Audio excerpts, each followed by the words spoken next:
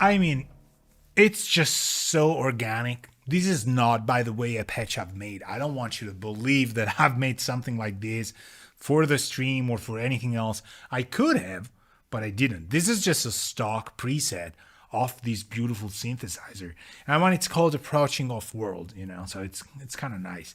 The texture that you can get from the mod knobs is just unbelievable. It seems like on this specific patch, for example, it doesn't do that much, but it does. And you can make these brassy or you can make these darker. I had an initial setting, you heard it, that was very dystopian somehow. So let's try and get this to like 0.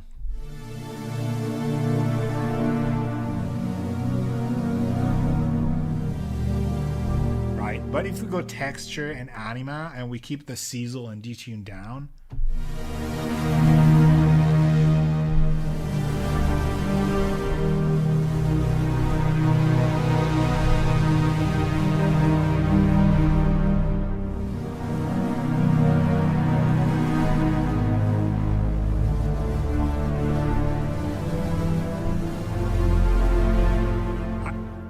you know, being here with the Atom speakers that are completely singing this patch, the amount of lows is unbelievable.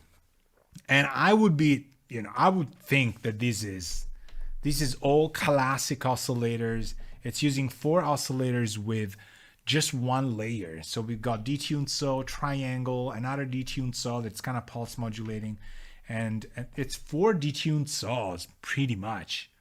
But it's just so good. And it's using the SEMP, which is a beautiful feature, but we could change that as well. We could even, for example, make it into a more kind of like a percussive kind of sound. Let's try this. Do we want to change that? It's such a shame to do it though. Oh, there's ring modulation as well. It's a patch we can learn from for sure. Let me try and see what's happening here on the filter envelope. So this is layer based, and I think for the amp as well, yeah, we've got this kind of crescendo thing.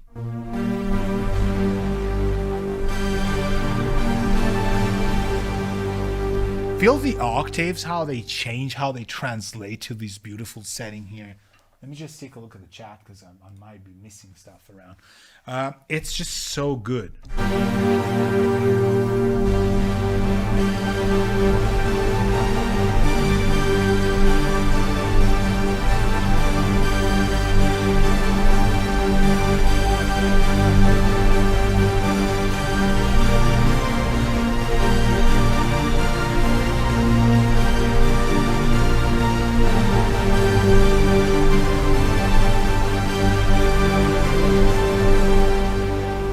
So nice. And the filter itself, I want to switch from, I mean, it's using 2 in parallel, which are 2 SEMP. I want to put them in series, and I want to disable the second one, and I want to just try this one. If you've tried the Monopoly, if you've ever played the Monopoly, you know what 4 oscillators on something that is, you know, X modded, whatever you want to say right now or before, it's just so good.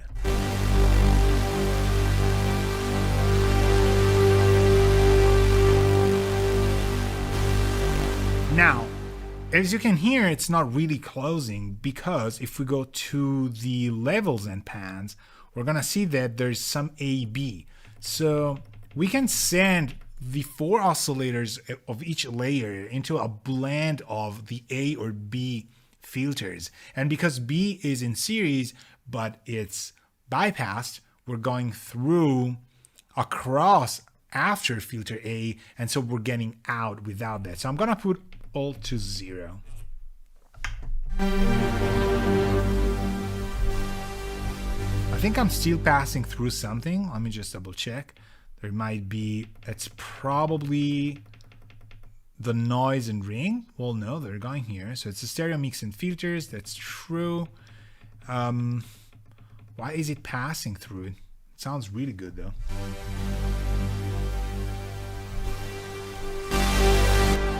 Here the sort of change. I mean, this is Unbelievable. Let me hear the oscillators by themselves.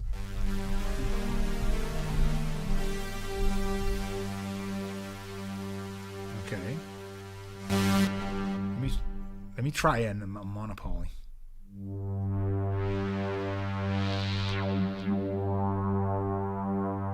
Okay, let's roll with these.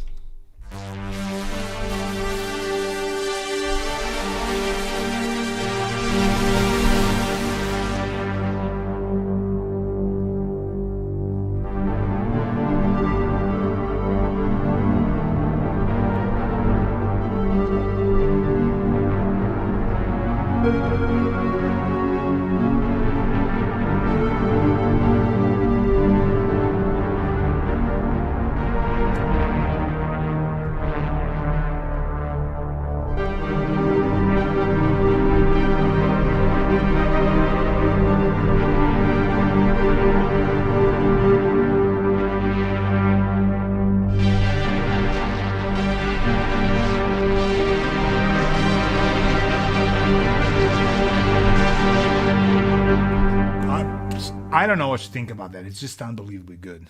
That's what it is. And what it's gonna stay at. Let me try and do a little bit more of a plucked kind of thing.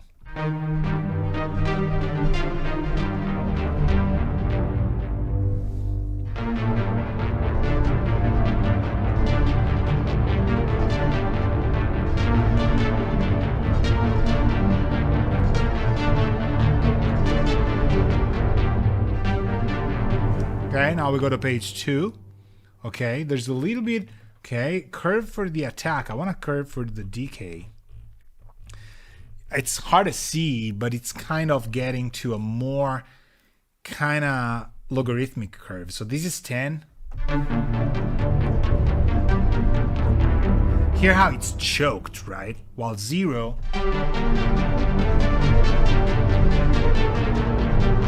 Here I kind of like it better linear. Although I think if we go 3-3.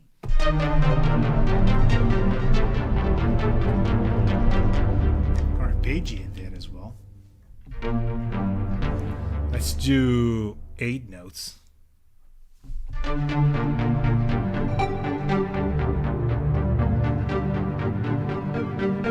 Okay, so we're not gonna sort. And we're syncing notes. We're doing 1 octave.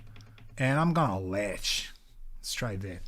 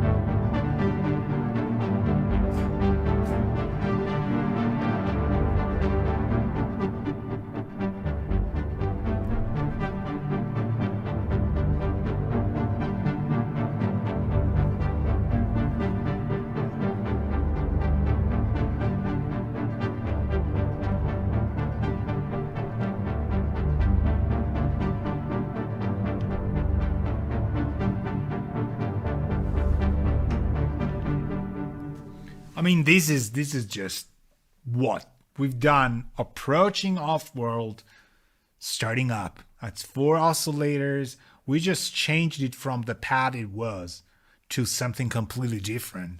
And I'm amazed at the level of musicality that the filters do have when they are not just because you're controlling them, but because they are fed with different kind of information. And I understand what I'm saying is kind of like cliche, right? Well, yeah, you know, that's kind of an analog synthesizer. Well, this is not an analog synthesizer. That's the thing. There's no broken parts that were fixed roughly that now kind of sound different from how it was. There's nothing aging in itself. There's emulations of, but it's just when you had keyboards for some time, you know that there's kind of like sweeping the filter gives you that idea of how it is. But there's more to a filter than just that. It's how it's fed by the different sources, which really changes. And you might say, well, you fitted different oscillators, it's going to sound different. It's the subtle nuances of the same oscillators that are floating around just because this one has a tiny little bit of pulse width modulation and the other ones are static, but there's detuning, there's voice drifting, which is very important as well. We got variations. See here, for example, this patch does not use pitch variation. So the voice cards are very, very strict, something you would never have on an original, monopoly or Poly6, for example. There's no drift whatsoever, but if you notice, the mod effects is a chorus template. And so it's a modern chorus that I've tweaked to like 25%, but it's there, And so because of the chorus going into the delay, which is off-world pad, which you can borrow and use for any other patch you want, it's kind of blending in how it should be. That's a mini template. It's kind of like, it's a simple patch somehow, but it sounds really good. Absolutely really good. So I know, some people say, well, it's just a synthesizer. Yeah, for sure. It just sounds unbelievably good. So I want to try and find some other pads, actually. I have no idea where I'm going to go here.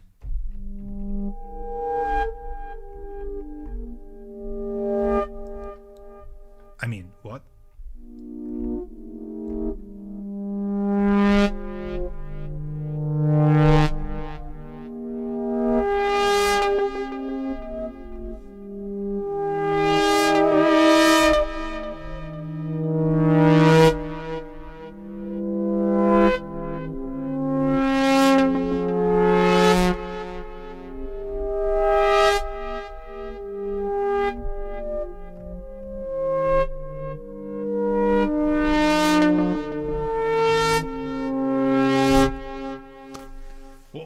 What else do you want me to say? Like, this is unbelievable.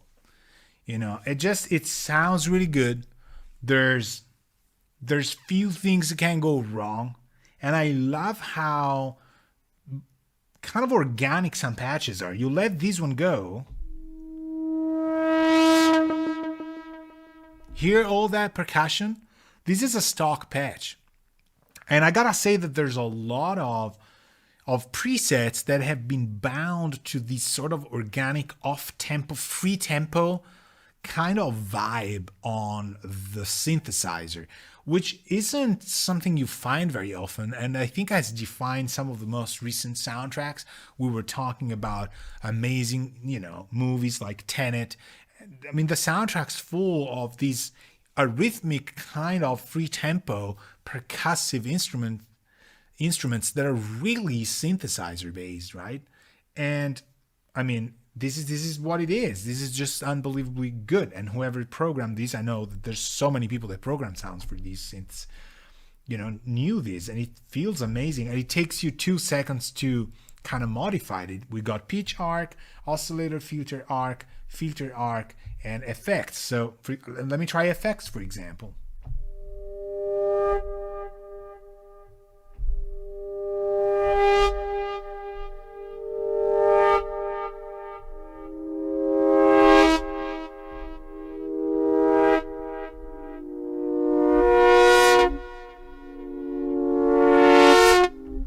Hear how dry it can be in your face, or like completely 100% at the touch of a button. So here they prefer to dial in effects. That's okay.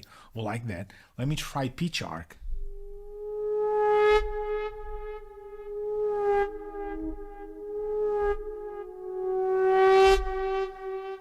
I'm not gonna say anything else. I'm just gonna play.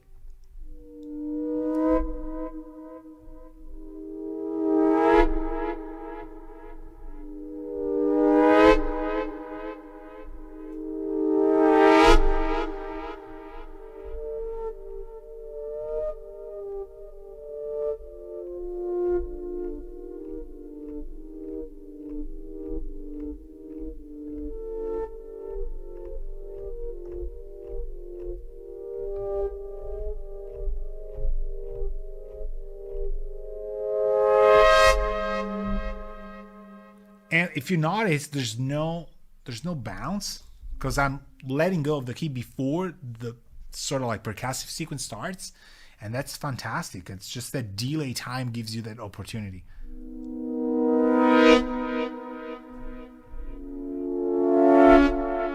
Hear how dynamic this thing is. It's unbelievable. Hey everybody, welcome. So let me try kind of like a little bit concentrate this filter, for example. Okay, so this is getting into soundtrack territory. I mean, that was soundtrack territory. I'm not kidding. But it's kind of like more atmospheric. So let me see what's going on with the envelopes.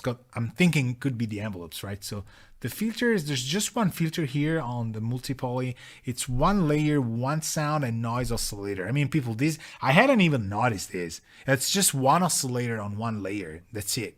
And then the effects, what is it? Like a chorus, a tape echo, and preset arc and bounce for the reverb EQ. Unbelievably cool. But let me see. Okay, this is getting here. It's not pitching. So it's, where is the sound kind of growing from? Could it be the set lists maybe? We'll try that. See, I've closed this in. Okay, this is opening a lot, but I don't see traces of these in the envelope. So I'm gonna take a look at the LFOs.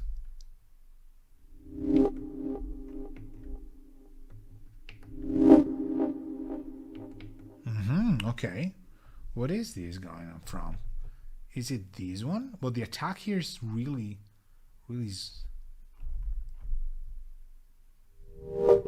So we gotta take a look at the modulations because now I'm getting like super curious.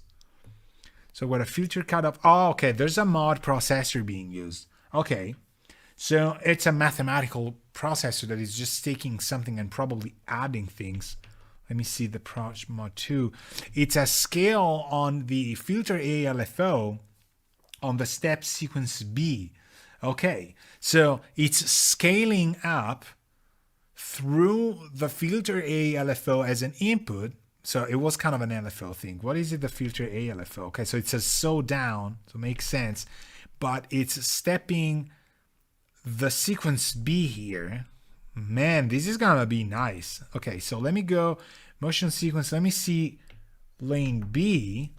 Lane B has 3 steps and it's a value of 0, 0, 100, but it's being, they're moving through probably. It's not actually happening. It's not really that. I'm curious now. What is, let me see, mod, okay. So, well, this is certainly doing that, but it's not this one we had. Step sequence A. I mean, this is all through the motion sequencing that this is happening. But anyway, it's beautiful.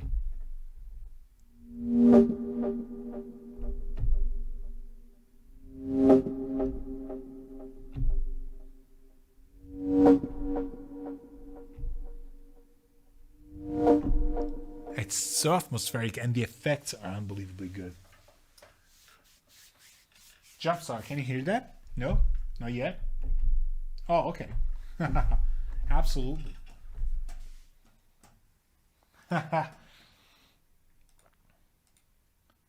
So, just a sec. Do I have to turn it on? You heard it now. Oh, you did? No, wait. Yeah, all right. I was just checking volumes because, you know, sometimes the patches are too loud. It takes it 3 minutes to just jump up. That's the thing. Just because of how I edited it. If we go back to what it is, arc and bounce, it's a little bit easier to play.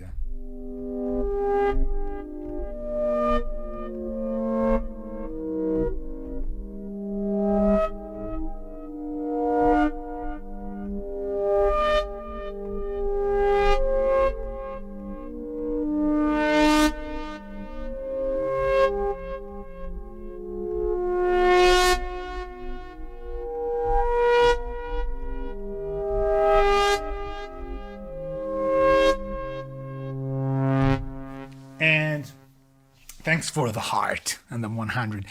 I was saying, because you probably jumped into the stream when I had the patch just completely broken out. I was like, all right, probably this is not playing or transferring to the stream. It just took it 2 minutes to get in. But this is how it starts. And that's how I got it, just got arc and bounce.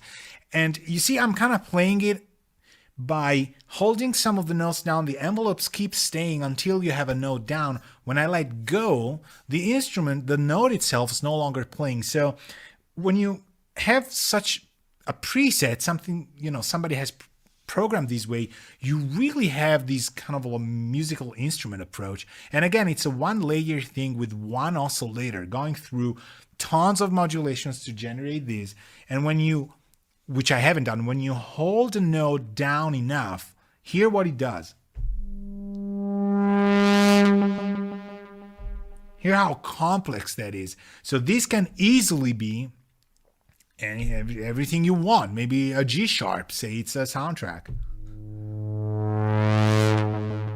And I'm saying this because it's actually G sharp on an instrument that we mentioned before. So, Nolan kind of stuff, futuristic things, people going forward and backwards. But if you don't play that way, it's just kind of a very, very delicate organ type.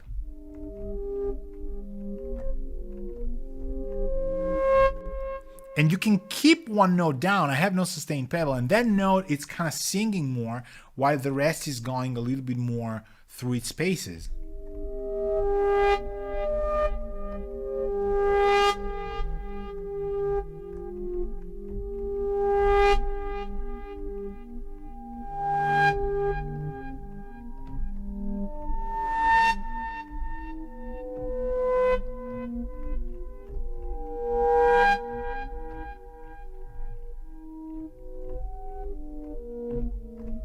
Or you can play in time, obviously. And one instrument, one patch, one of the many that are here that I got through what was I? I was probably into pads, actually. This falls into pad. And there's chaos physics I haven't even touched. It is cool, right? It's just, I gotta be honest, when I got the multi-poly, I was not as excited as I am now that I have covered it, that there's a masterclass out and everything, that I've taken time to learn it, use it in some music I wrote. I was more fascinated by the mod wave approach, which is a synth. I still have it right there and it sounds unbelievably good. But what I realized is that in the setup I have, because I have a Moog, I have a couple sequential, I have a Poly 6, Nord leads, I have a bunch of synths. The multi-poly kind of initially felt like it was overlapping with the instruments that I have in my room. And for that reason, it wasn't that it was not exciting. It was that it was kind of feeling like it was mimicking stuff I already had, sort of like in the original state. But there's the real singing part of the multi-poly is when the KORG approach to modulation kind of takes its air. It just kind of spread its wings. And these are the presets that really define this instrument, because it's not wavetables. It's not necessarily XY modulations or things that are moving. It's not drones. It's still classic subtractive synthesis that is being put into an organic kind of organism, a biological entity somehow sometimes. Am I making sense? Hopefully a little bit. The mod wave and the wave state that are right behind you here on my right have more of these completely wavetable based, I wouldn't say droney, but they're a wavetable synthesizer coming from the wave station the core had. It's just, it's a thing, it's its own thing. And it's a little bit more abstract. And while I have on the Prophet 12 some wavetables and things like that, there's actually a unique spirit to the mod waves. So the more I kept playing the multi-poly, the more I was like, wow, this thing it's got a voice of its own. These are real musical instruments. So I have no idea what we're going to do here. I mean, there's tons of sounds I haven't played for sure. So say, have you tried the Quantize operator at all? Bet you can do glissando sweeps with it. Love it. I have one myself. I think it's great. Very powerful low controls. All right, congrats. You have good one. I did some. I'm thinking the Quantize is what I've used on the mod processors episode on the masterclass. Because what you can do with the Quantize that I find absolutely amazing is, as you know, you might have an LFO. Let's see what sound I have here.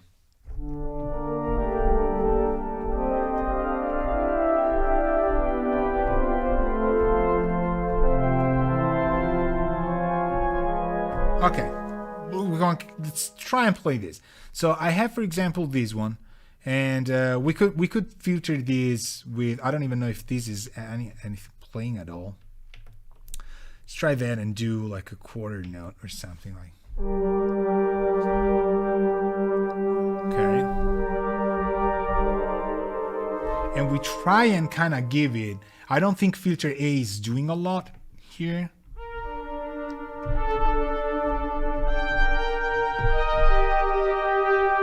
Okay.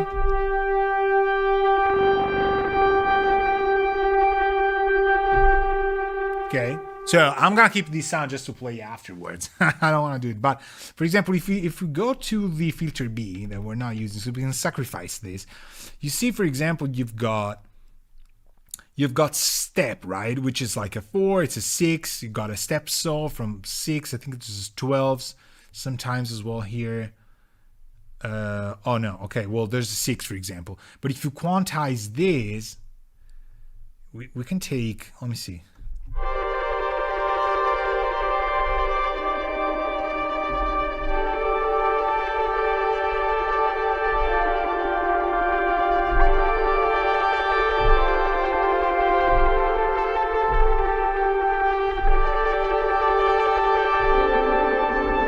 Okay, for example, and we go mod proch and we take I don't even know if it's used here.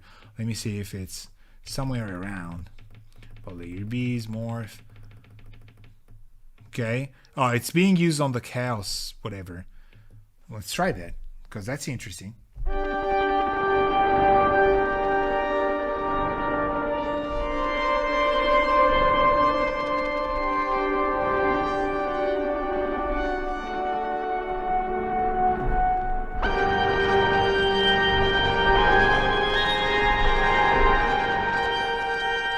Okay, is it holding maybe?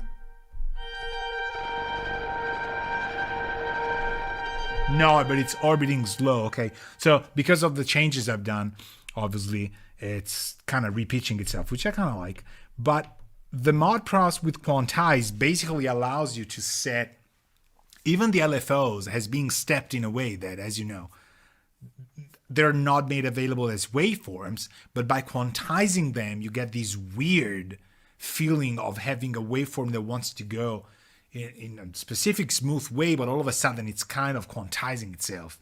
And for that reason, whatever parameter you're automating or modulating feels like artificial, but it's still going somewhere. So Quantize is probably one of my favorite mod processors. Yeah.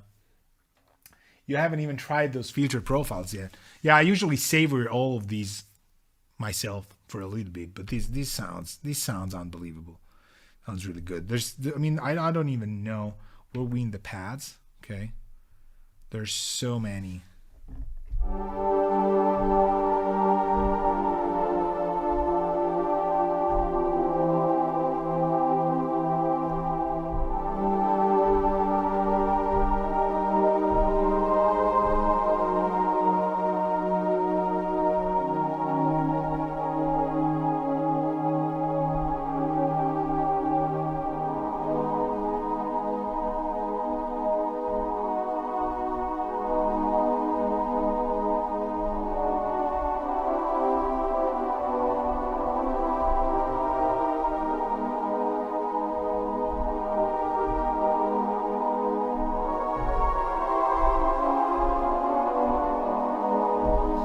Even if you blend these, with whatever kind of effect that they have. Let me see. I hear, okay, a stereo cross delay.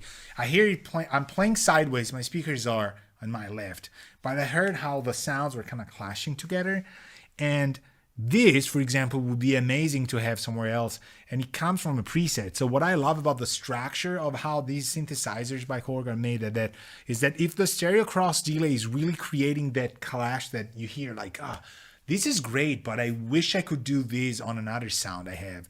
You don't really need to reprogram everything or learn how it's done. You can take the preset Choirscape and you can just put it somewhere else, and it will give you that, like if you had a pedal, which is an external piece of hardware, and utilize that for giving an effect to a sound you have. It's no longer one complete closed box, a sealed box as a performance in itself, but as probably because you have it, the presets are everywhere. You can save a preset for motion sequence, you can recall it somewhere else, you can do it for Chaos Pad, you can do it for the effects and everything else, and it really adds to a lot of it, for sure.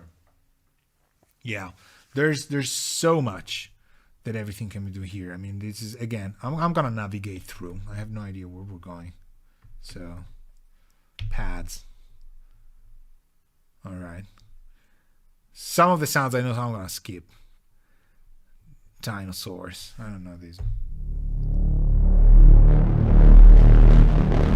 All right.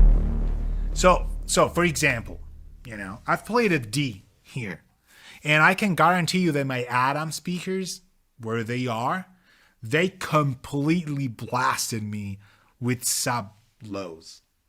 And now if somebody hears these and goes like, that's amazing, it's gotta be, this is a 1-layer 4 oscillator sound, so we're in kind of a monopoly land because of the oscillators, but they've put them through a MS-20 low pass and an SCM pass, MP, which is doing, let me see how they're blending these things in. So oscillator 1 and 4 are going to B, and oscillator 2 and 3 are going to A, and then the ring modulator is also going to A. So there's 2 filters, 4 oscillators plus ring mod. The ring mod and 2 oscillators go to a filter, the other ones go to the other one. And I don't even want to know about the drifting, which I go lengths in the masterclass to explain how this is really the core of it. Next gen analog modeling. Well, there's actually no voice variation, so that's probably why it feels so precise somehow. Let me go and see the performance page here. Dinosaurs. Let me see how this is. Oh, it's a polyphonic, it's a unison, 3 voices. Okay, 14 cents. Yeah, so part is the unison, part is the drift.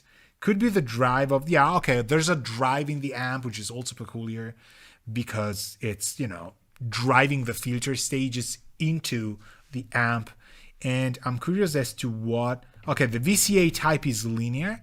I don't know if you know, the VCA is modeled as well. So you don't want any model, you want to have it mathematically correct, you keep it on linear. But the VCA kind of behavior is also part of why an analog synthesizer or a DCO kind of analog synthesizer, depends, hybrid synth was sounding. So you've got a Monopoly, you've got the MS-20 Odyssey Mini, you've got a Pro type. So these are all VCA types. Now, the oscillators are certainly part of why a synth sounds the way it sounds. The MS-20 Sawtooth doesn't sound like the Mini Moog Sawtooth. The filters are a huge part, but a lot of the time you have a completely linear VCA, but the old unit were not linear in the VCA, and that little bit of a variation, especially when pushed, gives you that. So, this one is, I'm gonna play this D key again because we're gonna get washed by reverb, okay? Ready?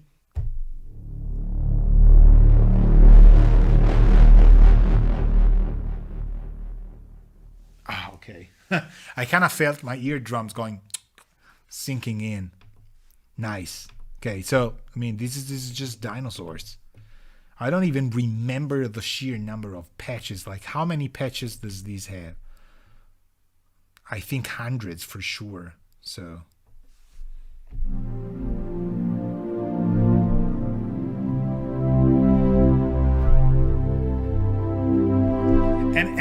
I'm curious to know, like these mod knobs, how did they program them? So I see detune plus minus plus, attack decay minus, layer B volume, and reverse effects. Okay, so reverse effects are 100. That's what I'm saying. Like, you know, you hear these presets as a sound designer and you go like, why wouldn't I thought about that? Simple as this, right? So simple.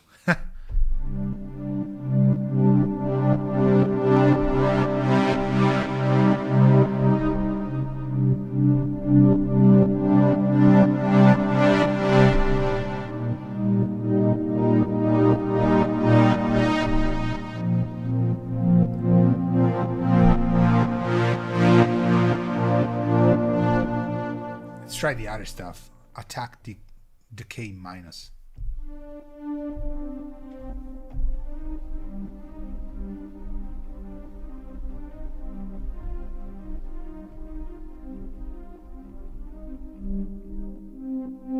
Okay.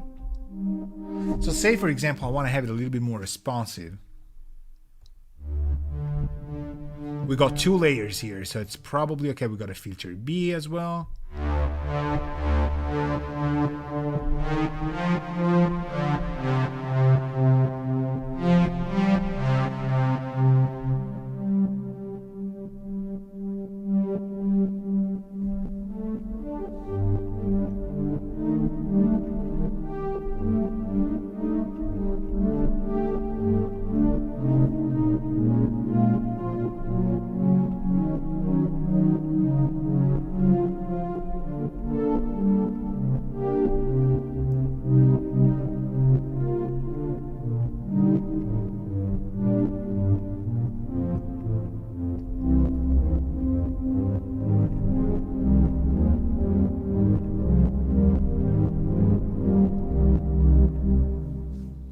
And I'm just going with the tempo that this effect is deciding. It just kind of sucked me into playing on that tempo because it's just like, it's ensemble style, right? On preset. This stream is all about preaching how, not preaching just how good this synthesizer is. I said many times in over the course of the masterclass, it's like the people who've done presets here, in my opinion, all of a sudden in 2025, they care about making patches for this synthesizer. And the same happens for the mod wave, the wave state. It's in the line, like the patches from somebody who's created patches and presets does it for a living a little bit. It's not my job, but I do that as well. I can tell when there's a product whose presets are like placeholders, or if there's something that you hear, it's like these people really wanted it to sing. It's really like they took their time. You don't stumble on these kind of patches when you're creating them if you do sound design. So to me, after years of very dry new coming synthesizers and stuff, I was like, are there out there people who care about this again? Which I find fun. I do care. I know a lot of people do care, but it's such a beautiful thing to hear these patches because yes, the synth is powerful, but the patches they've done, I can hear that they wanted them to sound this way, to be musical, to be playable. It's not just like a daily gig or something. At least that's my opinion. You might think different, but you know, I dare you sometimes find other, synths that have powerful engines, yet their presets are kind of lackluster. And you might be fine with that. I'm fine with that sometimes because I don't care. I just create my own. But here you're like, wait, I might want to use this. I might want to use this. Just a little bit of a tweak and things work. So, I mean, even in the strings themselves. Okay, well, there's very dry stuff, for example, like this one, which we can fix.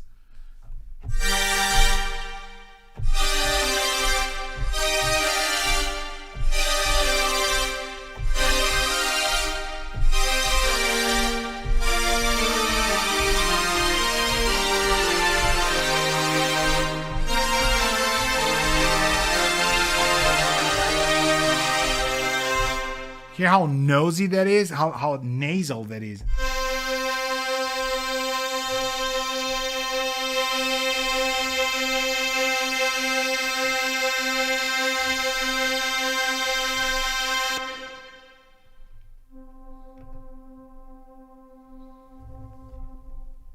Let's try and make something.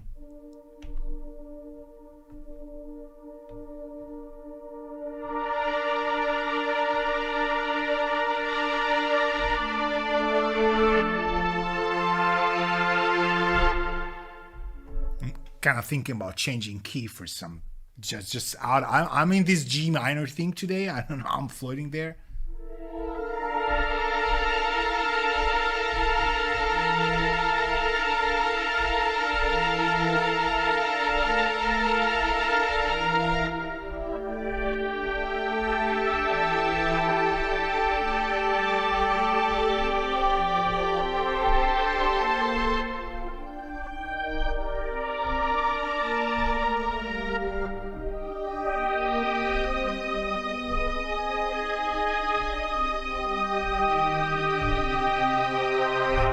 I just tweaked something without even honestly knowing where I was going with it. And just because now the filters are a little bit more kind of like opening up, but they're not in my face, they just sound unbelievable. I want to do Portamento on it just because even the Portamento itself, which I don't know, maybe you have it. So the effects are also very good on it and high quality. Hey Marco, how are you doing? Super impressed with the factory presets. I agree that they put an awful amount of effort into them. Do you agree? I mean, right? If somebody like has never played synthesizers, they might just pass by and say like, wow, this thing has pretty interesting stuff and leave. But if you've played synths long enough and if you've gone through making your own patches, finding your own sounds, or trying to really squeeze the juice of a synthesizer you own, and if you've done it, you know, if it's part of your job to do presets for stuff that you get paid for, you realize that these people really wanted to do. There's no way around that. As I said, you don't come out with just a sound like this by randomly yawning through your day and go like, oh, I cannot wait to be home. This is good stuff. It's just so good. I was saying even the Portamento styles, or Portamento, which is how you should say that, is really like not necessarily linear. Well, you have a constant rate, you have a constant time, so these are linear. There's just two constants that you're keeping track of. But there's vintage mini linear exponential and vintage MS-20, which means that it's gonna cover the type of Portamento that you would have on a vintage MS-20, which is by far not perfect, right? But let me do this. Let me try and get one of these things to go, but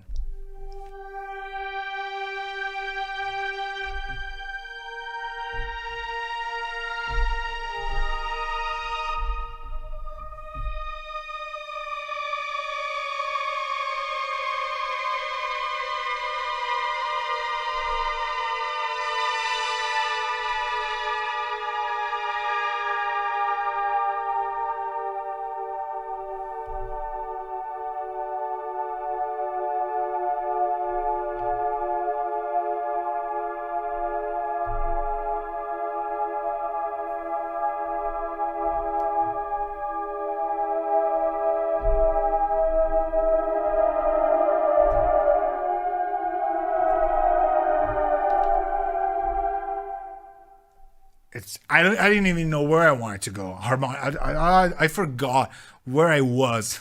like what?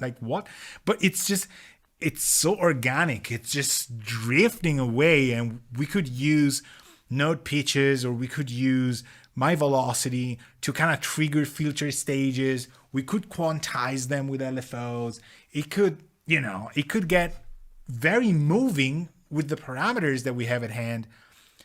While two notes are just drifting slowly to get into this minor chord thing, but you don't know it's gonna land there, until you kind of feel it, because it's like, oh, wait a second, I can vibe now with it, but things are happening on top of it.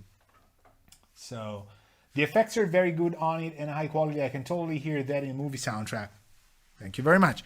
So, now the producers obviously watching this stream are gonna go like, yeah, yeah, this has to be a movie. So they're gonna call Nolan and are gonna say, dude, stop, make any kind of movie just so we can fit this. But you're absolutely right. So sometimes I actually get asked these questions from students of mine that are, when I'm teaching piano and keyboards, but they're not strictly, I have 2 now, more than I had last year, that are not about piano and keyboards I'm gonna play with bands, are more piano and keyboards I wanna compose, and mostly for soundtracks, whether it's TV, whether it's movies, but like soundtracks. And the question I get a lot is, which of your keyboards is the most, or which are the most movie or video game soundtrack? Like, which ones are the ones that don't sound like I'm playing in a band? Honestly, they can be all of them that I have here. I think if you're in a band on stage and you're playing, the sounds you have are gonna be defining you because you're on stage somehow. So the same sound might not be, but it's also true that using something like this in a band, these can be 2 or 3 of the sounds that are enough to make an underscoring track, right? So the multi-poly is cinematic. That's unfortunately how I got asked about it. I kind of made the question sound a little bit better, but it is, which is the most cinematic synthesizer you have? And I'm like, what do you mean? It's like, when you're in your phone and there's cinematic mode. What is cinematic mode? Well, it just looks like Hollywood. It's like, what is that even supposed to mean? But the multi-poly is cinematic. The mod wave is as cinematic as that. The wave state is as well, but so is the Nord lead, so is the Prophet 12, so is the Roland Juno. A lot of people hate my DW8000. For in some regard, you're right. It's like a synthesizer that's very edgy. But the DW8000 is one of the most amazing simple sound designing platforms that I have, and it's true. I kind of use a couple sounds from it all the time, but I do use a couple sounds of it all the time. So, but anyway, it is cinematic for sure, So do you know if you can quantize the key tracking? We should try. Let's get a normal pitch. Normal patch meaning, I have no idea. Something whose key tracking is very easy to kind of feel. Okay. I get tons of like sort of video game stuff. I actually, in the masterclass, I've played, I think, two, probably this time just 2 themes from old video games. From 2 amazing video games that I loved to play as a kid. And I was born in 1981, so you can kind of gauge where I was with these. I have an Amiga, so I'm not really a console guy. So, and it just came to me because some of the patches were dry enough. You see some of these. Okay, not this one. Like this one is unbelievably good. I want to meet the people who did these presets and just say like, stop. I mean, continue, but stop. Because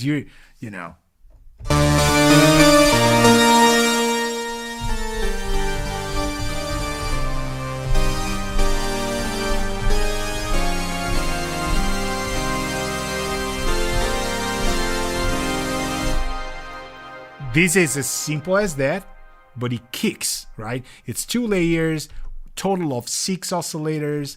You can have 16 oscillators here. It's 4 times 4, right? Is it 4, 8, 12, 16? It is. So, yeah. And if you LFO fast enough, these LFOs are fast enough that you can kind of hear an oscillator feel like 2 pitches. But that's a trick you shouldn't use because I have it in some of my patches. So it's patent pending. But it's true. No, I mean, when you have very fast and precise LFOs, you can actually do that. And you got to do that. Sometimes you ought to do that when you got 3 oscillators and you want to kind of have that higher 5th, for example, right? A perfect 12th or something right there. And you don't have it, then you LFO through it, for example, and just behind you can hear it. So can we quantize key tracking? I have no idea. I mean, this is very like, Oh, so glad you like that. So Jumpstar, it's like, can you quantize key tracking? So why would you want to quantize key tracking? But just because we can, probably that's the answer. But that would be an example of a synthesizer that just simply can modulate anything with anything. And I've said that many times in the masterclass. So let me see, maybe lead or something. Night life sync. No, sync is gonna be.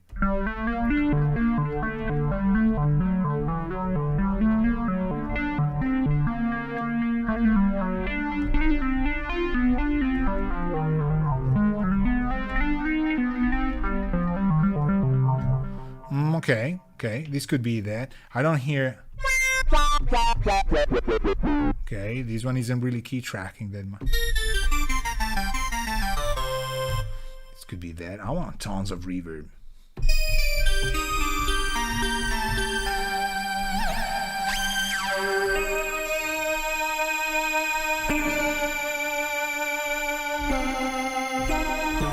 I'm getting carried away by trying stuff, so I'm gonna keep going.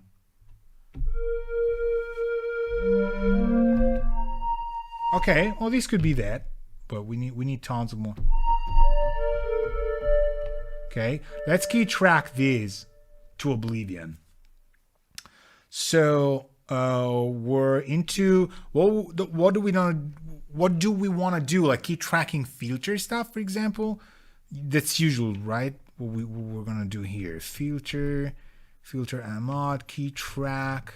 Just that. Let me just crank it.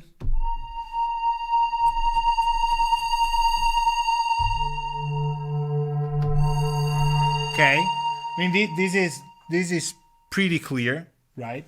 So Ethan is harassing everybody. Ethan, stop. Ethan's my bot.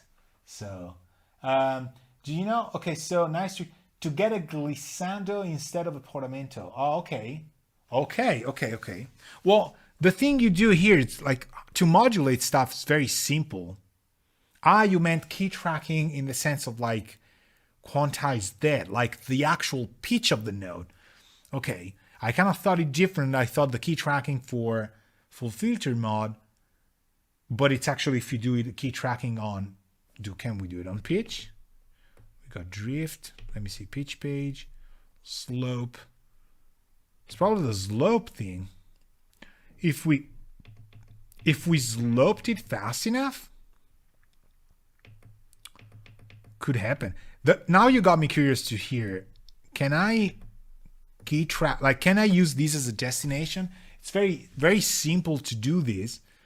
To modulate something, you just go mod next. And this will add a new modulation, but it says move a target knob or press enter to modulate the current parameter.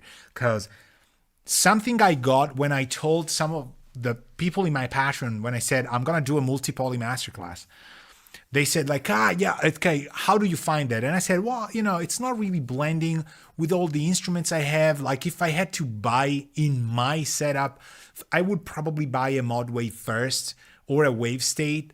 And then I would take the multi-poly, but not because it's not good, but because I have a lot of subtractive-ish synthesizers, and I am more open to wavetable-based stuff at the moment, And I remember we talked about that. Some of them said, well, I also heard they said that it's a lot of menu diving when you want to operate the multi-poly.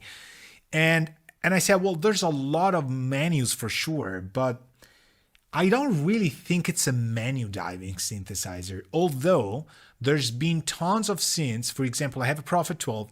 A lot of people said it's a beautiful synth, but it's a menu diving thing, To me, menu diving things are, for example, the Octatrack, the Electrons.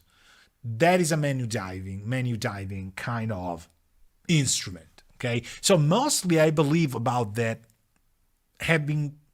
being possible on drum machines. It's probably me. The Tempest, the DSI Tempest as well, can be menu diving, although you have a lot there. So I would say the Octatrack to me is kind of like the epitome of that. Because if you don't even have overbridge, for example, you gotta be in the menus, you know. But these synths, I don't think that. So for example, modulations, like to modulate something, it needs so much time. You don't need so much time. You got just go mod next, and it says move a target knob or press enter to modulate current parameter. What is the current parameter? It's the one I had highlighted 2 seconds ago, which was key track. So I'm just gonna press enter because most of the time you don't have knobs to move to tell the synth that's the target. So where's the key track knob? Well, it's actually here. So I could do shift and key track and it will work. But I had it, so I'm just gonna go enter. And it says like what kind of destination you want. I want whatever. I want, you know, this mod knob 4, which is already assigned to something I know. So what we're gonna do is we're gonna do a lot in the negative when we go up. So this could change, right?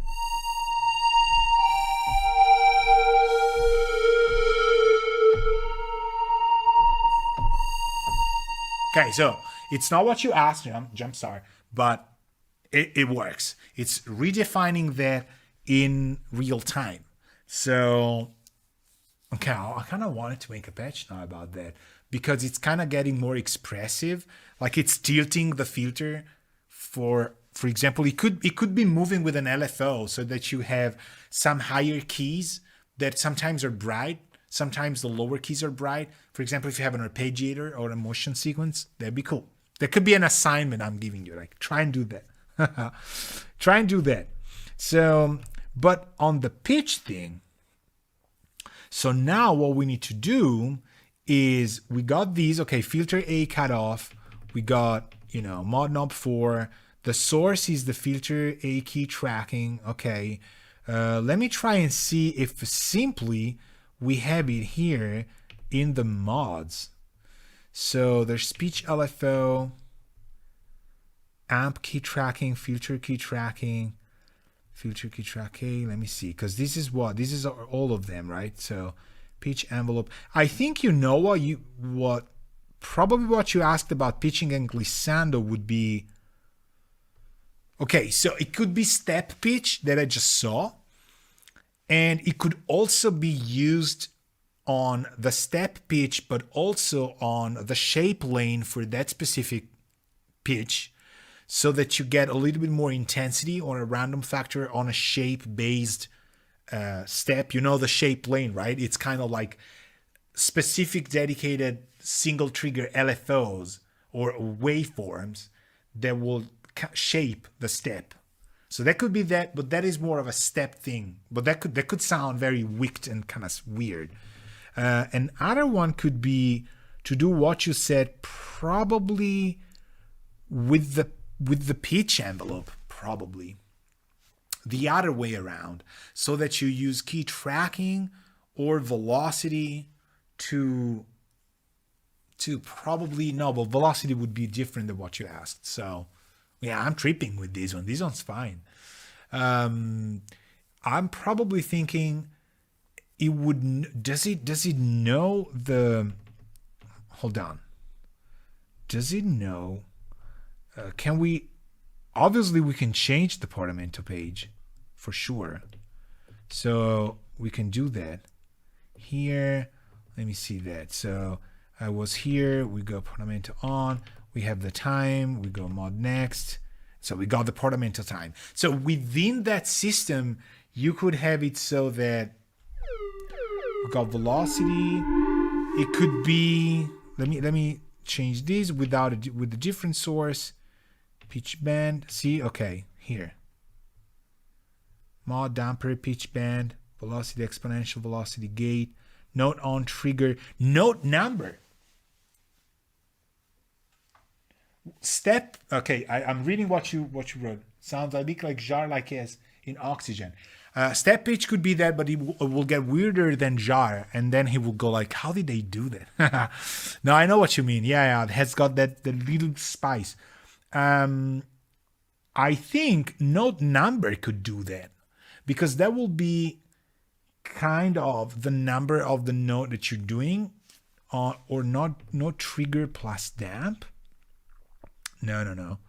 I think it's I think note number could be something to investigate, because at that moment now your keyboard has the note itself is going to define how you are, gliding. And I'm thinking it will be kind of stepped there. But if you do a mod processor taking a note number and doing, this is good. This is getting me good. If you do a smooth or curve probably, or even offset based on, for example,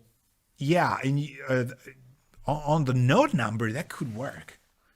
That could work, because then based on that, there might be an LFO on the pitch that is getting offset or curved or scaled, but not scaled. And I think it's more of a smooth, or even something simple as sum could work, that is taking the note number and doing something with it through a mod processor and then handling it to either the Portamento time, but actually to pitch itself, maybe to the envelope of the pitch. Okay, we got it. Yeah, maybe no number. I mean, certainly will get interesting. I don't even know. There's probably patches that do this. So, I mean, there's...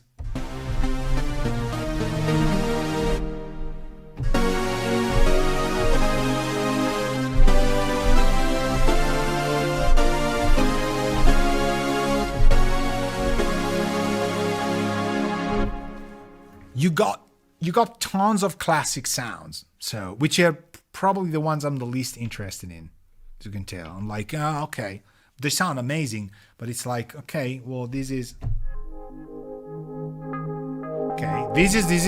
we're getting somewhere.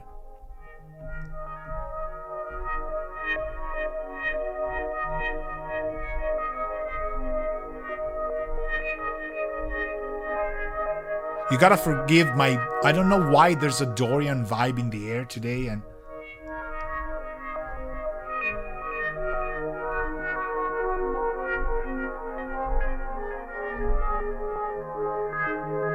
I love this. Let me see what kind of modulations they dialed in.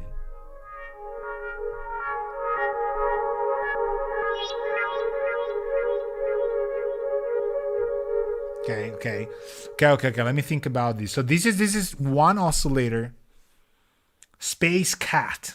Okay. So now we're in Wavetable. Okay. And this is getting, I love to investigate why things sound the way they do. So we've got a noise oscillator and noise generator and oscillator 2 on layer A, but it's doing X mod. So X mod is doing oscillator 1 on 2, 3, and 4.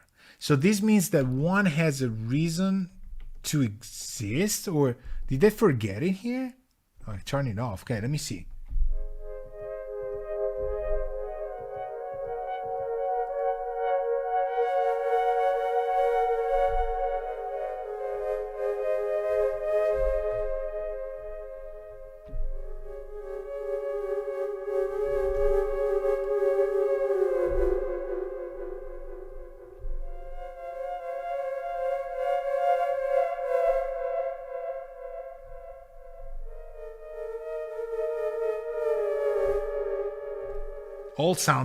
All sorts of organic stuff, but I'm just getting carried away, obviously, by the sound. There's no program here, so there's noise. Okay, noise is it modulating something? I don't think there's no morphing, there's no pitch envelope. So they're doing X mod, but the oscillator 1 is off. So it's probably a sort of like something that.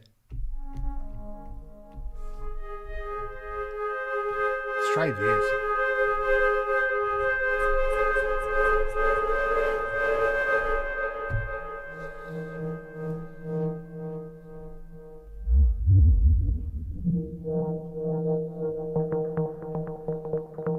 Now we're talking. Okay, I mean, the patch was beautiful before, and it sounds like I'm making it better. If anything, I'm just making it worse, but...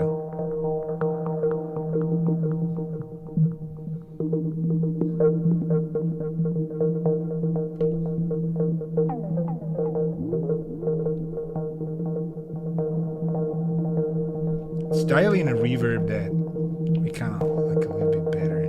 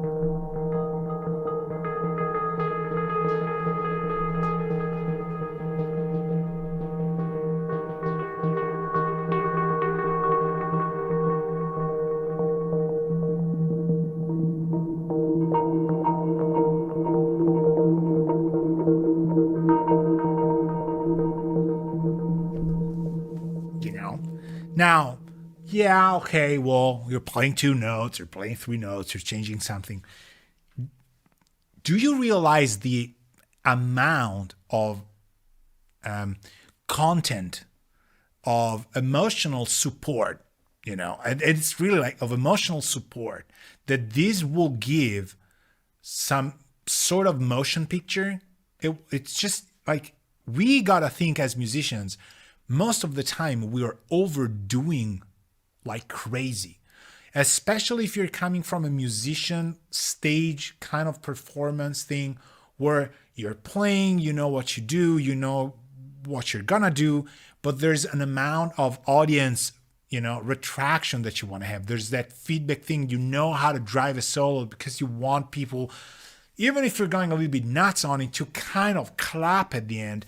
You cannot do that on a movie, on a video game, or anything like that. So it took me, I think the good part, I think the reason why I got back into the game writing stuff on a professional level after I had been in bands for so long was that I had these hiatus, this pause, this break in between where I was doing a lot of studio work and placing keyboards, studio, for studio reasons. Like a band would come in, they had no keyboards player, they would say, okay, I want to, we need some keyboards. Can you put them down? And it was a studio-based environment where you were laying tracks for the record, for the mix.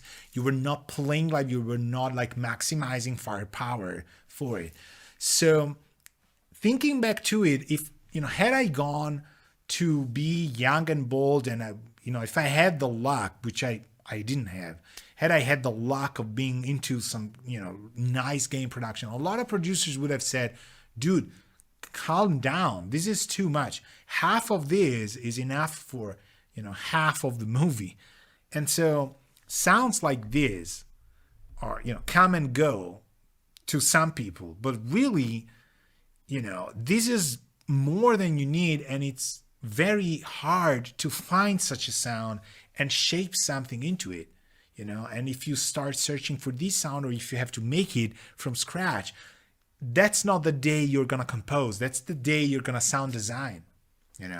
I don't have the energy certainly to come up with a sound like this, for example, and then say, okay, well, now we write it, because the good part of the afternoon is probably gone into shaping the reverbs, the effects, the atmospherics. So there's a lot of value. These are not like, presets, boring, you're cheating. First off, this was not how the preset started. I just made it worse. And I just kind of clamped on the attack, right? So it is easy to overdo it, right? It is, absolutely. Like, again, a lot of people come from musician backgrounds.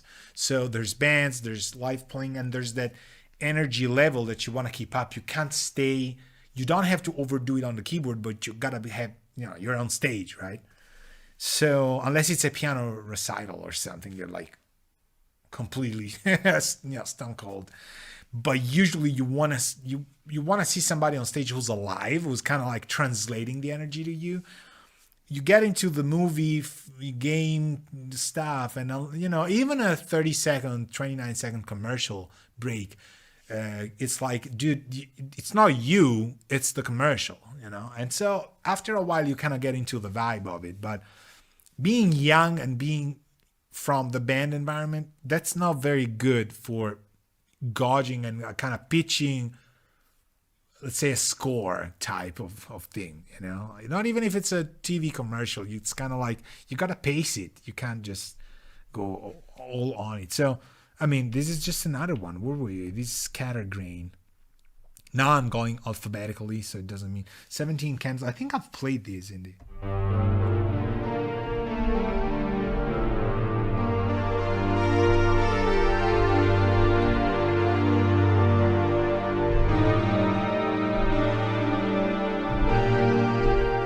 This is as vintage as it gets. You hear how they closed it in? It's not as stereo as the other stuff. Then you change a patch and you might end on. Okay, this one's new.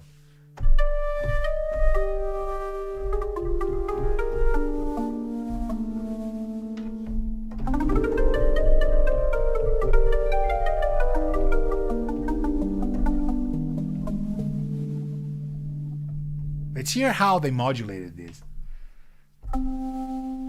Okay, that's velocity, so.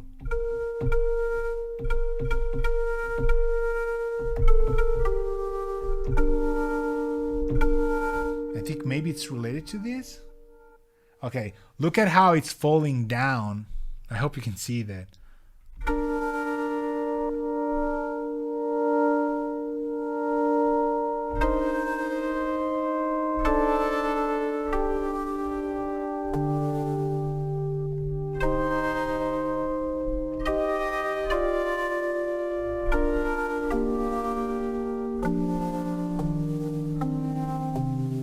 Hear that kind of like a snare sound when the drummer is kind of letting the snare sounds play. You know, I'm playing my multipolar while listening now. It got me in the studio. Nice. Imagine who doesn't own it, how mad they're gonna be. It's like, I gotta hit the store. You know, I gotta go on whatever website it's going on. I'm not getting absolutely anything. I mean, if you come to my Patreon and subscribe and you buy my master classes and stuff, obviously I get revenue off it. But if you whatever go and buy a KORG of any sort, you can buy, you know, whatever you want. You can buy a guitar. I don't make any money out of anything that you're buying. I'm just saying this is a good musical instrument, you know. So I don't even want to get into how much it costs, because coming from the late 80s, 90s, and having to buy like stuff that costed 4 or 5 times this to get into the league of, oh, now I got the sounds for making something professional, is just unbelievable. I mean, I know money doesn't grow on trees. We're very money conscious. I'm absolutely money conscious. I mean, I cannot hold money for the life of me in my hands. They just go. But because I probably never went past 9 years old, you know, but I understand when people kind of close on my Patreon and say like, I need a little bit of a break. I'm having issues with my job, or, you know, it's all fine. We're in these all together. But the price at which they've placed these things is more than fair. And I'm not saying KORG is the only one. I'm just saying the era in which we're living is very fortunate, and we should still kind of, you know, try and say, okay, this is it's honoring musical instruments because they sound good. They're not just plastic made out there. We heard it, right? You know, and but they're affordable compared to what we used to have. Like, you know, I don't even want to say names or numbers because I'm getting scared. If my parents are watching this, I'm gonna give them PTSD from memories of when they were piling up money and saying like, if we sum Christmas and my birthday and the end of year graduation and then when I will get 18, it's like, dude, you're 12. Maybe we can buy this keyboard. You know, we don't really need to do that now to have something that sounds great. You know, before you had General MIDI stuff when I was growing up. Horrible. The analog synths were too expensive. The General MIDI stuff was expensive. It just sounded good. You know, I hated that.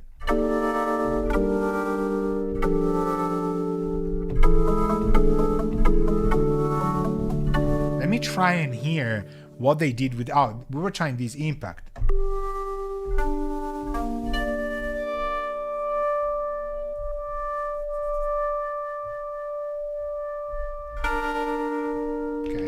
I'll try this.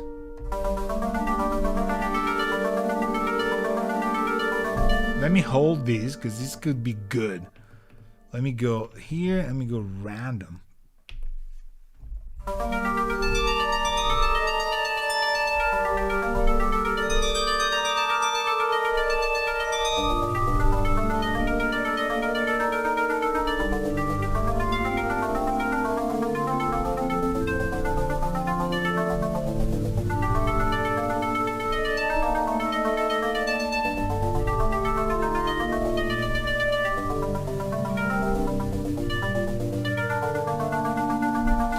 Also, I don't know if you know, but you can latch the arpeggiator, but you can also hold the keyboard. So if you hold the keyboard, the latching becomes a little bit easier. So, right, we don't have, you see how it holds?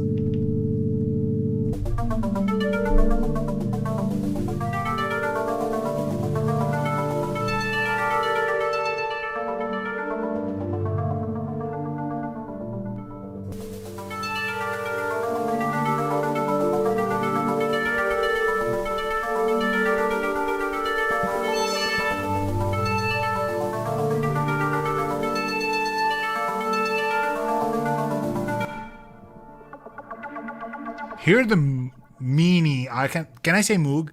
Here the Moog one.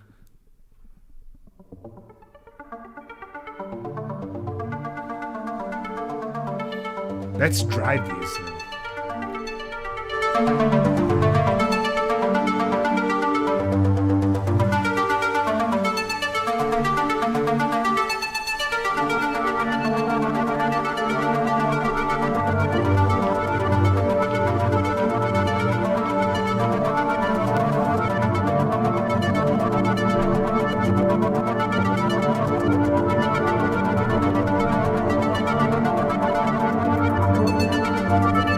I like to experiment. I'm not going to turn these down, otherwise you can't hear me. I like to experiment with the effects they've put because sometimes I see them at like 3%, and I go like, all right, let's try 74 or 100. Here, this, for example, just gives that the grain thing.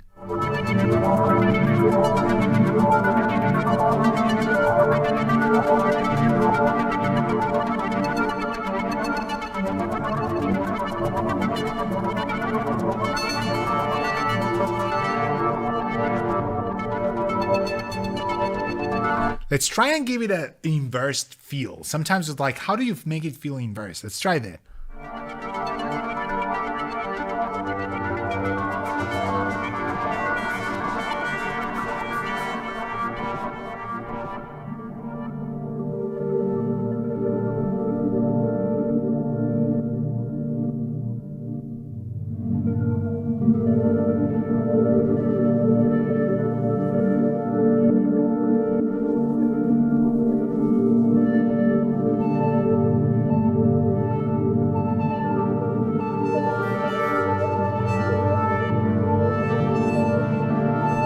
And now this one, I like both. This one's a little bit faster, a little bit more hectic. The other one was so underwater that I totally love that. What we could do is we could have an LFO modulate the attack time, or the envelope intensity, or both somehow, so that we can kind of get this lengthening and moving. I'm a lot into these tempo free thing because these patches are kind of inspiring to go there. And there's a lot of soundtracks that are going there. As I said, from Tenet on, a lot of people are like, this is too musical. We need something weird. They just want to capture the vibe more than just have something symphonic, So this could be that. Let me read the chat. I have to go, unfortunately, visit my dad in hospital. Oh, I'm sorry to hear that. I hope your dad gets better.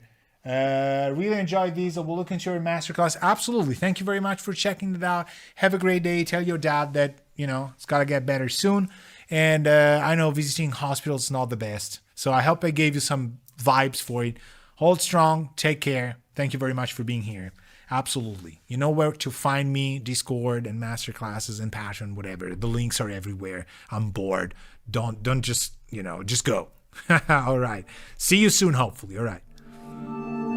So I want to do this. I want to take an LFO for what did we say? Filter A LFO, right? No, I want to actually take the filter A LFO that is a triangle, okay? And I want to modulate the attack time of this. So we're going to go mod next. Okay, we're that. What are we going to use? We're going to use filter A LFO. Right. Okay, so we got an intensity here that is, I don't want to use an int mod. Let me see, maybe influencing this. Let's hear that.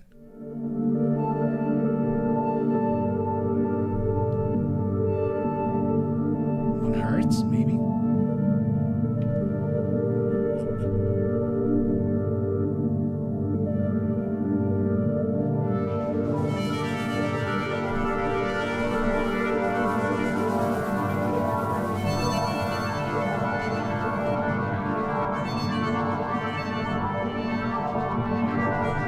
I think it's doing that somehow. I mean, it's also doing another thing which is more typical, but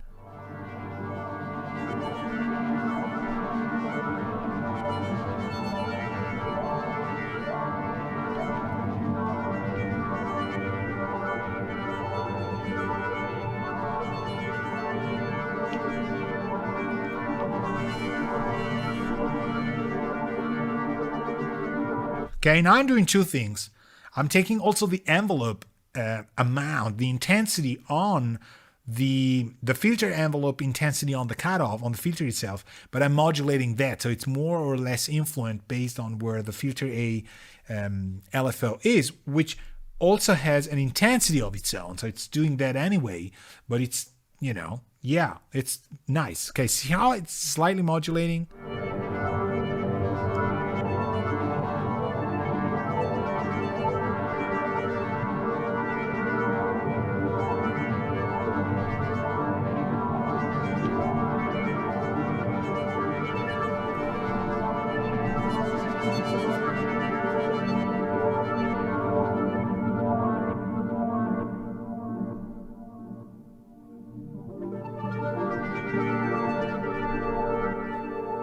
I think actually this patch can be a great example for something people ask me, like, why would you want to have a mini in spite of a monopoly filter and stuff? Well, there's one of the main reasons is how it resonates at low frequencies.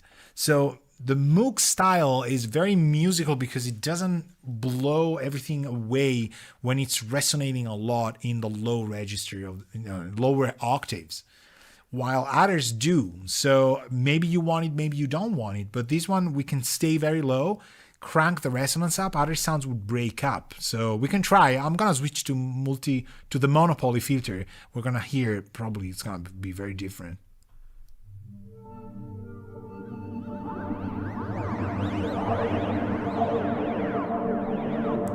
You gotta admit, this is getting science fiction 1960s. I love this.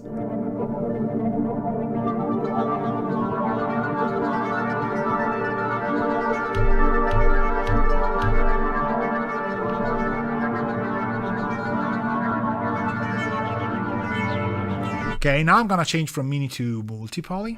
Monopoly, I keep saying my reverse.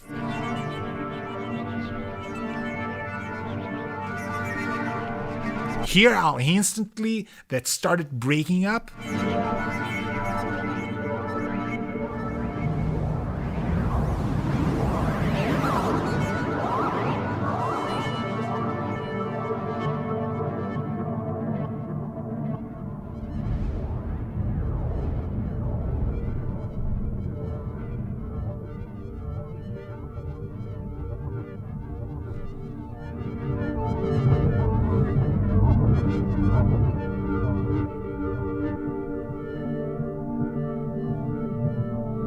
You find the right balance and you hit record and you let go of it, 10 minutes later.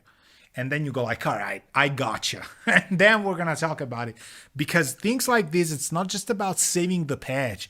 It's about, I know what I played in an arpeggio, but it's like, it's droning so nicely. I'm glad I'm recording this.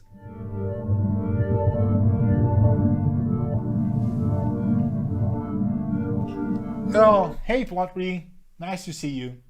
Welcome.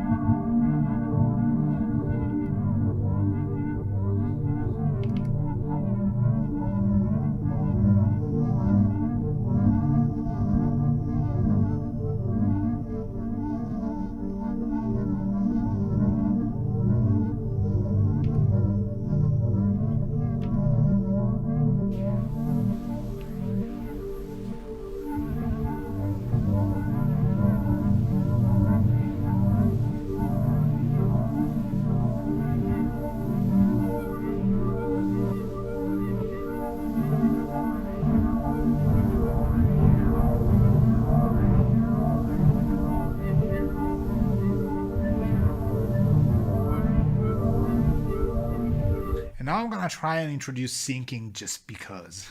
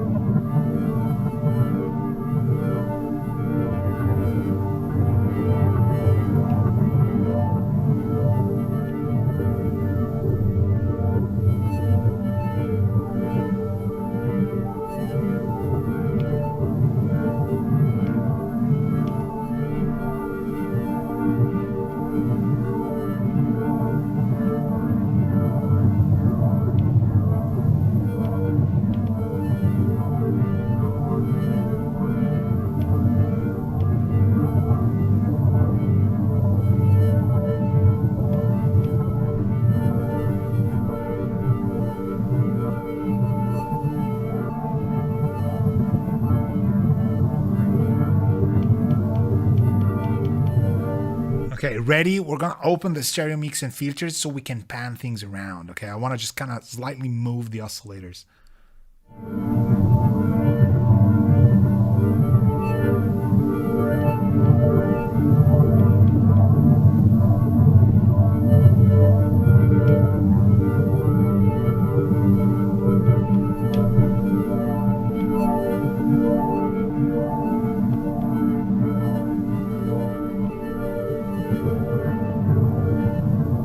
Okay, and an amazing thing is this. Now, say I'm hearing a little bit too much 150 hertz or something. We just go to the main EQ. I'm gonna do it without volume so you can hear me. And we're just taking that mid one. I'm gonna go like 170, 160, whatever. It could be a 200. So maybe I'm gonna go higher, like 190. And we're gonna go. I'm gonna kind of drop in here. You see, there was just some EQ in here, but okay. Well, I could have used the low, which it was kind of unused.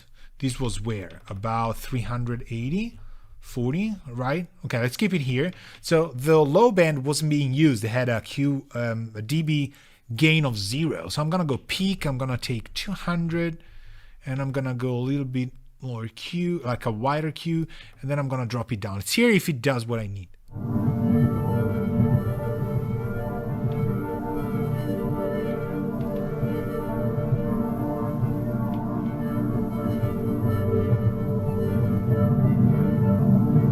You hear it? That 180 hertz, that was a little bit kind of in the way, and it was kind of masking things around. It's very easy, and it's it's an EQ. Obviously, it works. It's a digital one, right? Let's try that.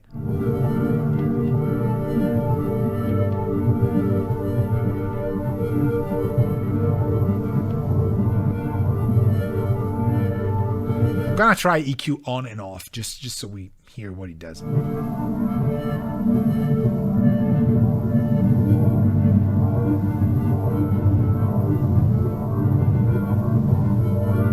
Hear how nice that is? It takes a little bit of time for the EQ to kick in because, you know, it's kind of reverb and stuff and tails that were just propagating.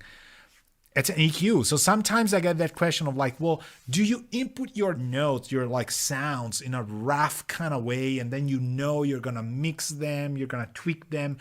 I usually never do that when I compose. So it's important that I know the tools this way, that I know that I have, for example, an EQ here. I'm not even gonna save the patch. I'm just gonna go here, tweak it until it sounds fine in the mix that I'm composing on. I'm gonna hit record on Nuendo or Bitwig Studio and just go, you know, or Studio One, whatever, you know, I'm using mainly these three, and just go and have edit, just record it that way. Because if it sounds fitting for the mix, it's fitting for the mix, you know. That's why you're monitoring in your studio. I'm not sending tracks to somebody else. So I don't track it masked and muffled and weird because I'm gonna mix it afterwards. And I don't even reach for an EQ because, truth be told, sometimes I can't really move a lot in here. And I don't want to reach for the keyboard and then for the synthesizer and then for the keyboard and back and forth, because it just loses it. So I have that thing is tracking, for example, this drone. I'm gonna do it from the EQ here. If I'm lucky enough to remember, I'm gonna save the patch. If I don't, it's just in there. I can still tweak it, but it's not sounding fine. Let me think about that. Let's do, because I'm gravitating, because just the keyboard ends in C, or like G, C. Let's try like a E flat minor thing.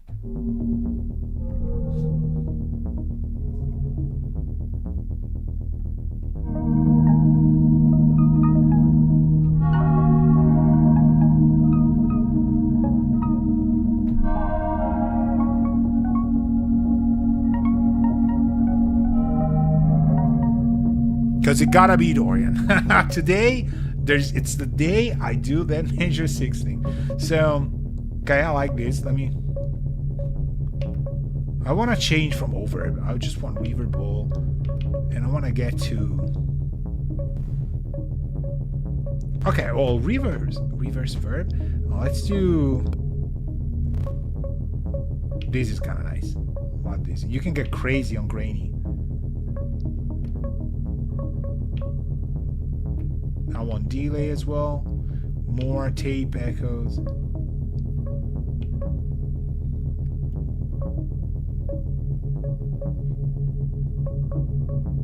And this is completely off time though.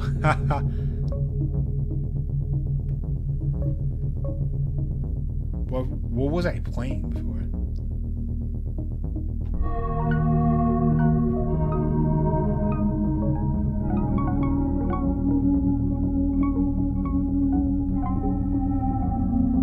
We did that, maybe.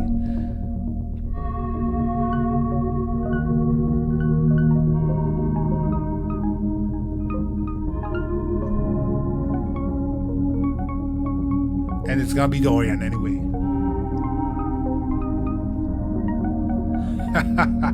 It's gotta end it there because that's the day we do that. So let me try that. Space, bleeps. Okay. These are the bleeps, okay, bass. Pad. So this is now the mod knobs are just a mixer.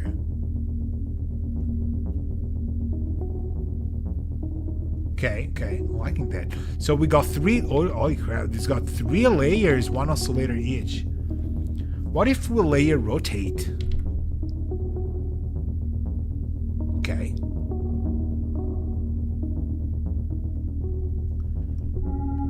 So now what we're doing is we're rotating the layers. Each note I'm playing, or it sounds like you hear it's rotating the layers. And it's going forward. We could even do backward for random. How many notes per layer? We're gonna do 2. Let's try 3. Let's try 3.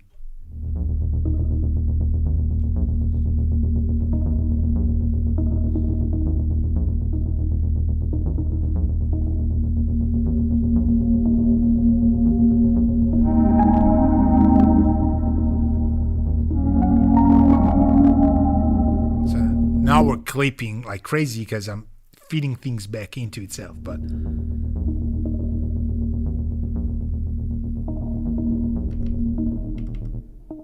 so this is the bleeps, layer C, layer B is nothing. Oh, that's bass, okay.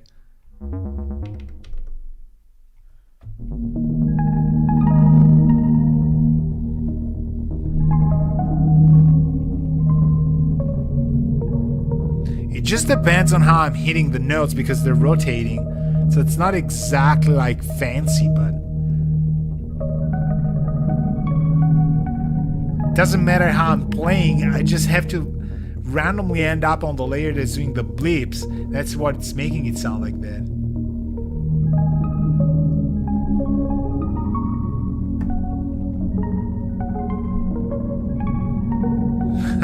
All right. Okay, this is better without rotation, honestly. Let me sync notes on everything.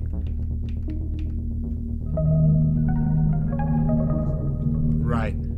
Because if we're not syncing notes, it will probably, we're gonna instantiate something and generate its own LFOs. If you sync notes, you're actually having the notes jump on the phase moment, the instant the LFO is at, rather than starting another one from 0, right?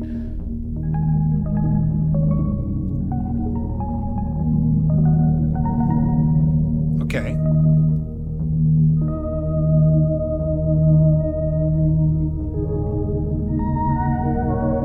And then Dorian. We said that.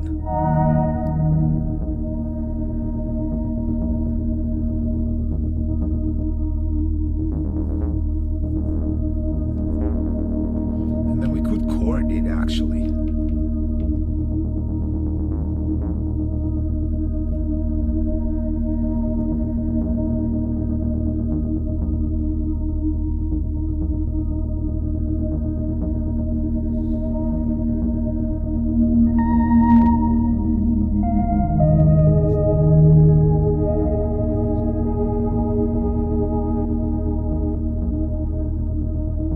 Okay, that's more of the effect I wanted. You hear it's kind of reversing.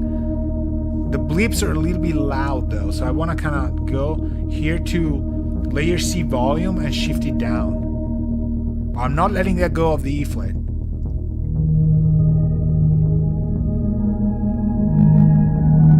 Bass is a little bit loud, but this one I want up. Okay, let's try and get that a little bit.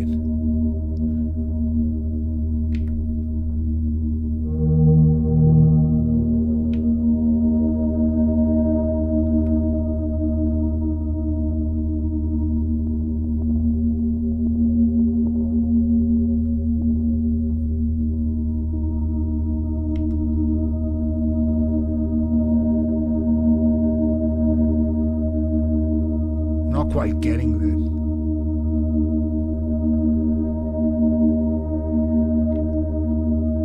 That sound. I kind of paved myself in the corner. It's no longer playing what I wanted to play.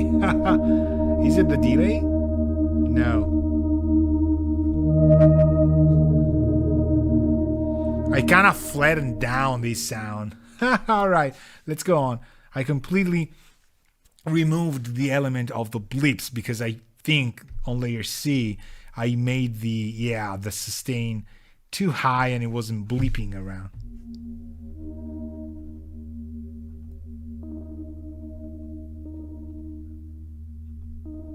There we go. So this would bring it back, but it doesn't matter now. It's gone. It is gone.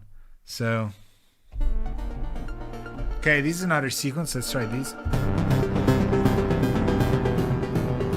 Okay, now I have these E flats. So I gotta stay here.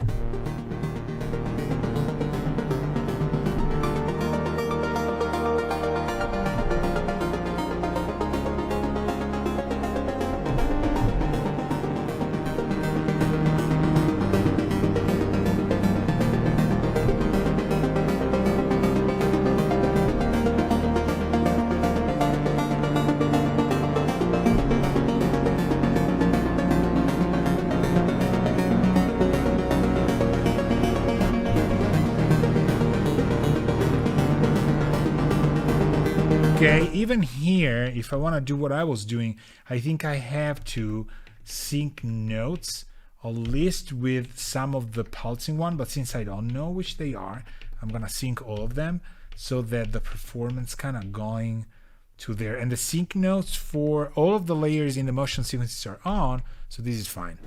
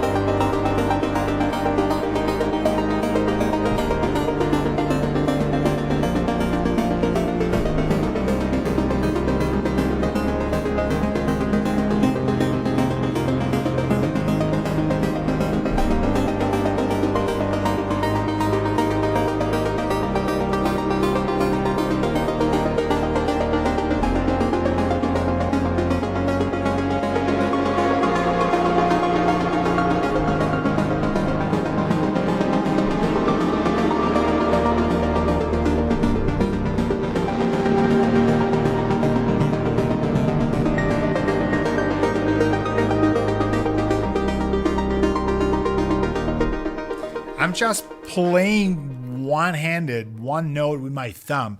I'm using my other fingers to just turn the mod knobs up and down.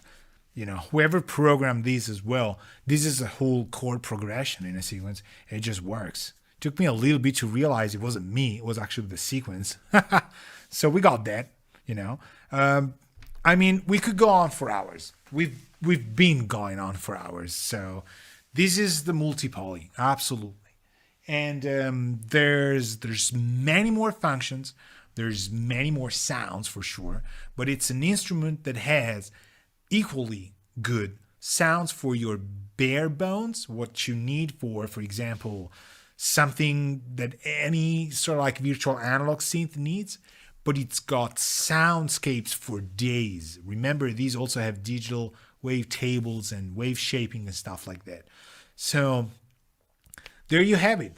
check out my Patreon if you want, and you'll find the masterclass on the multipoly that just got out, and it's gonna be 20 episodes, and it's actually almost like shy, maybe 10 minutes shy of 5 hours. So there's everything in here. We talk about everything it does. We experiment with sounds and different functions. It is really a fascinating machine, and it sits at the top of the most recent virtual analog devices because of how it can do. What it can do and how it does it. So there it is. I hope you had a good time. People that are rewatching these, you're gonna have a good time, and we'll see each other soon. That was a very fun, very nice live stream, and I hope you people are doing fine, that everybody's having a good time despite the weather not being super fun here. But we'll see each other soon. As you know, this is where it ends. Thank you very much, everybody, for being here. It's been fascinating. Ciao.